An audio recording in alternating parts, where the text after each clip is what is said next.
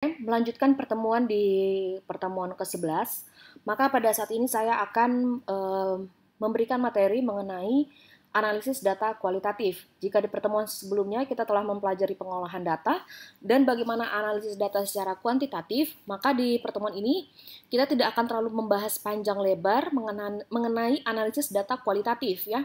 Karena pada dasarnya analisis data kualitatif ini tidak serumit analisis data kuantitatif, dan yang kedua, kita dalam bidang farmasi ini fokusnya lebih kepada analisis data kuantitatif.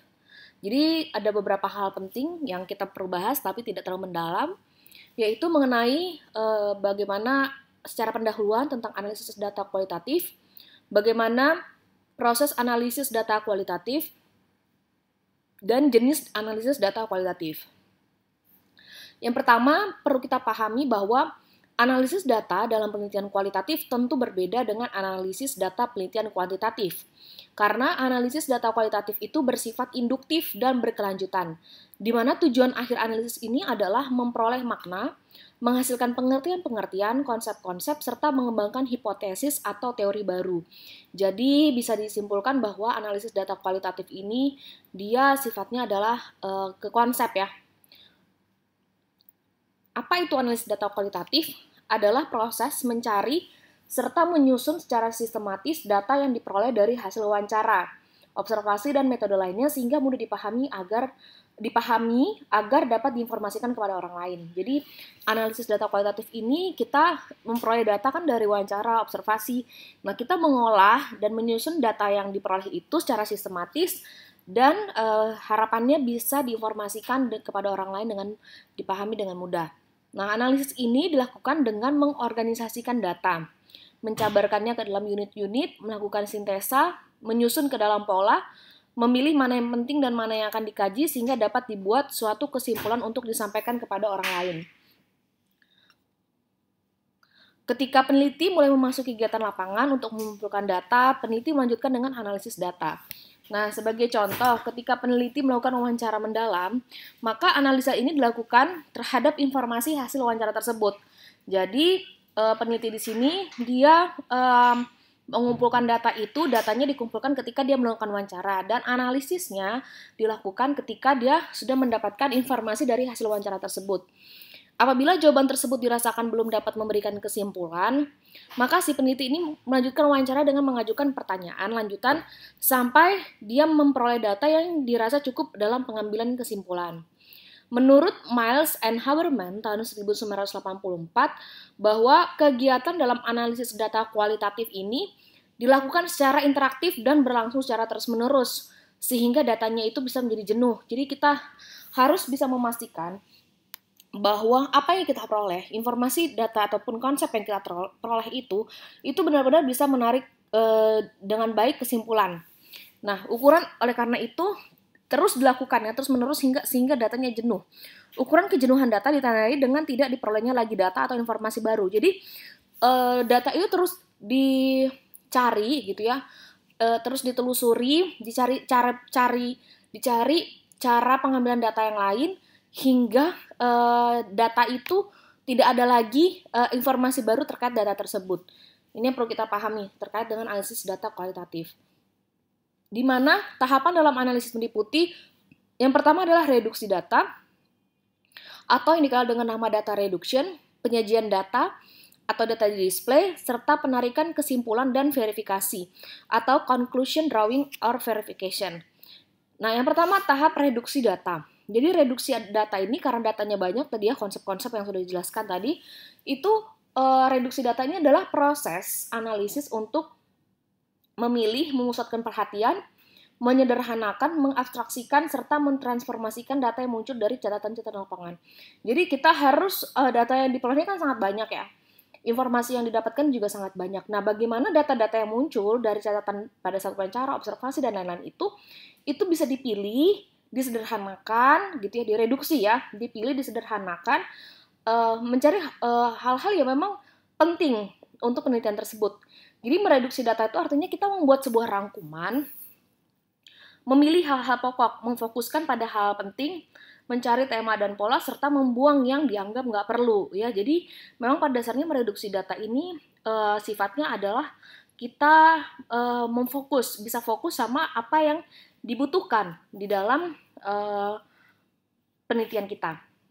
Dengan demikian, data yang direduksi akan memberikan gambaran yang lebih spesifik dan mempermudah peneliti melakukan pengumpulan data selanjutnya serta mencari data tambahan jika diperlukan. Nah, semakin lama peneliti itu berada di lapangan, maka jumlah datanya akan semakin banyak. Tentu semakin kompleks dan rumit. Oleh karena itu, perlu reduksi data sehingga datanya itu nggak bertumpuk dan mempersulit analisis selanjutnya.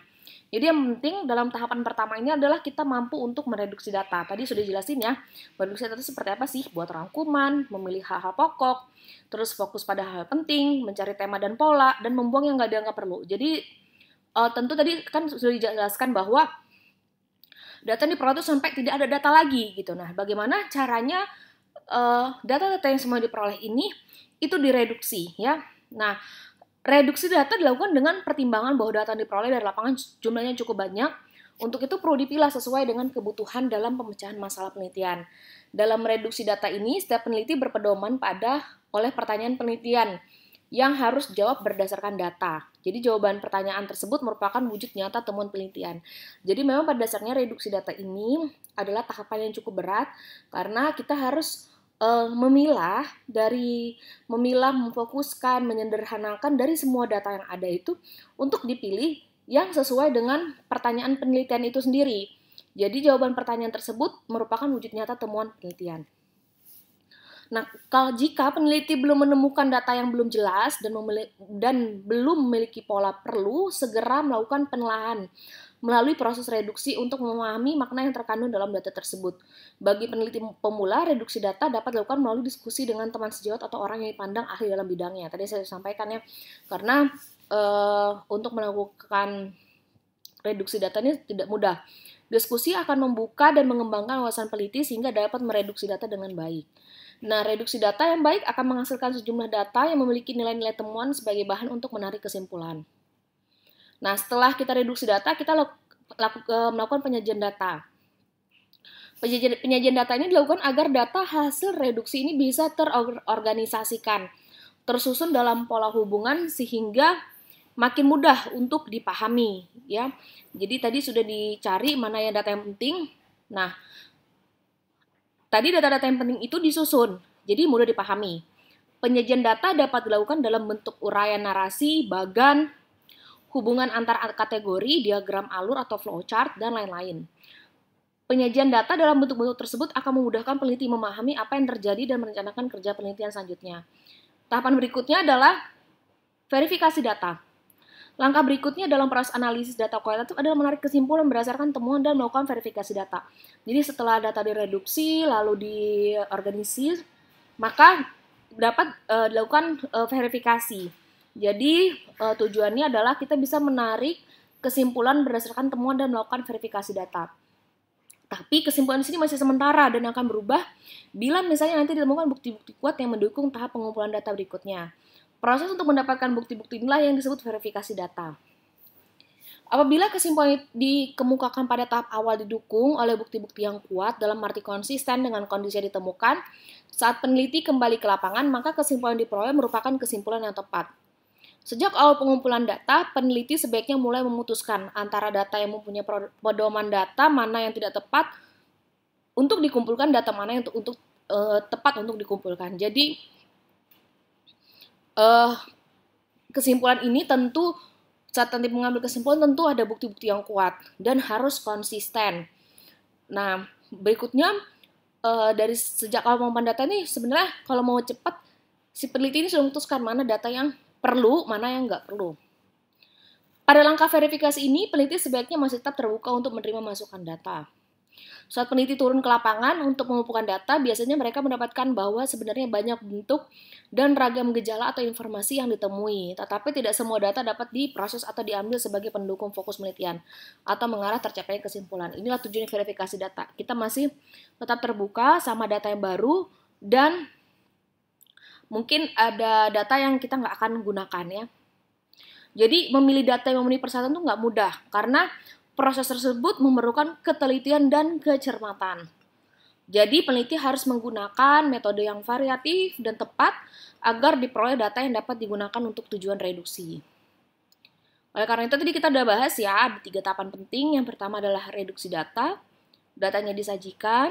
Artinya tadi reduksi data kita menyederhanakan, menyajikan dalam bentuk uraian narasi, hubungan gitu ya. Lalu memverifikasi, kita bisa menarik kesimpulan sementara dari data yang kita peroleh. Nah, untuk jenis analisa data, jadi ini sebenarnya lebih banyak kepada bahasan pada tema humaniora atau sosiologi serta bahasa. Jadi makanya di sini dibagi dalam 3 kelompok utama, biasanya metode analisis teks bahasa, analisis tema-tema budaya, dan analisis kerja, perilaku seorang, dan perilaku institusi. Jadi ini memang lebih, kita tadi sudah saya jelaskan di awal, bahwa ini lebih banyak ke bagian tersebut ya, tapi kita perlu tahu gitu ya, karena kita tahu yang kuantitatif, kita juga perlu tahu yang kualitatif. Jadi yang tahapan ada namanya tadi yang kelompok metode analisis teks dan bahasa, di mana kita akan coba belajar yang analisis isi atau content analisis. Oke, analisis isi ini merupakan metode penelitian yang digunakan untuk mengetahui kesimpulan dari sebuah teks. Atau dengan kata lain, analisis isi merupakan metode penelitian yang ingin mengungkapkan gagasan peneliti.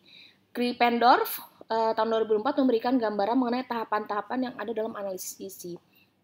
Jadi analisis isi tadi konten itu dia termasuk dalam jenis analisa data kualitatif. Jadi kita bagaimana sih melakukan analisis dari sebuah konsep gitu ya. Kalau kemarin kan kita belajar kuantitatif, kita tahu oh metodenya ini jika dia kelompoknya berpasangan, tidak berpasangan gitu ya. Nah ini nggak ada kayak gitu, jadi dia tahapan-tahapan itu berbeda gitu. Ada tahapan unitizing. Jadi unitizing adalah upaya untuk mengambil data yang tepat dengan kepentingan penelitian yang mencakup teks, gambar, suara, dan data-data lain. Jadi di sini unitizing ini dia mengambil data yang penting untuk keperluan penelitian. Jadi dia harus melihat objek penelitian yang dia ambil ini dapat diukur dan nilai dengan jelas. Terus selanjutnya sampling. Nah terus dia adalah cara peneliti untuk memudahkan penelitian dengan membatasi observasi. Jadi nggak semuanya misalnya diambil yang beberapa aja gitu untuk memudahkan. Nah nanti dari sini bisa dapatkan tema atau karakter yang sama. Terus karena ini dia kualitatif, jadi dia nggak harus digambarkan dengan statistik gitu ya. Berbeda kalau misalnya kayak kita belajar tentang kuantitatif itu kan dia diharapkan ujinya normal gitu ya, seragam gitu kan, dan harus dilakukan uji validitas, reliabilitas gitu ya. Kalau ini nggak perlu. Oke. Recording. Nah, dalam tahap ini peneliti mencoba menjembatani jarak antara unit yang ditemukan dengan pembacanya. Perekaman di sini dimaksudkan bahwa unit-unit dapat digunakan berulang-ulang tanpa harus mengubah makna. Recording berfungsi untuk menjelaskan kepada pembaca data untuk menjembatani kepada situasi yang berkembang pada waktu unit itu muncul dengan menggunakan penjelasan narasi. Jadi recording ini pada intinya perekaman terhadap data gitu ya. Sehingga bisa menjelaskan kepada pembaca data untuk menjembatani situasi yang berkembang pada waktu kita menjelaskan narasi yang ada. Selanjutnya, reducing tadi sudah dipelajari ya, jadi intinya mensederhanakan atau membuat data itu lebih efisien. Hasil dari pengumpulan unit ini dapat tersedia lebih singkat, padat, dan jelas. Berikutnya inferring. Inferring ini adalah menganalisis data lebih jauh, yaitu dengan mencari dari setiap data ini maknanya apa gitu. Dari sini kita akan bisa menjembatani data deskriptif dengan mengarahkan pembaca teks. Narrating ini atau tahap akhir yaitu kita menjawab pertanyaan penelitian. Nah, dalam narasi ini kita bisa menginformasikan hal-hal penting sehingga bisa mengambil keputusan berdasarkan hasil penelitian yang ada. Jadi sini sama sekali nggak ada yang namanya tahapan seperti yang penelitian kuantitatif tadi ya, yang kita udah pernah pelajari gitu ya. Harus uji validasi, uji reliabilitas, terus kita melakukan uji statistik, enggak. Jadi dia karena ini memang tadi temanya adalah tema-tema sosial, maka lebih banyak kepada konsep ya.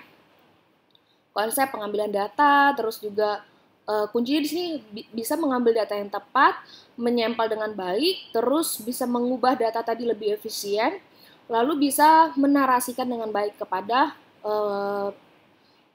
orang-orang yang membaca hasil penelitian kita. Terima kasih untuk perhatiannya. Mari kita lanjutkan ke pertemuan yang selanjutnya.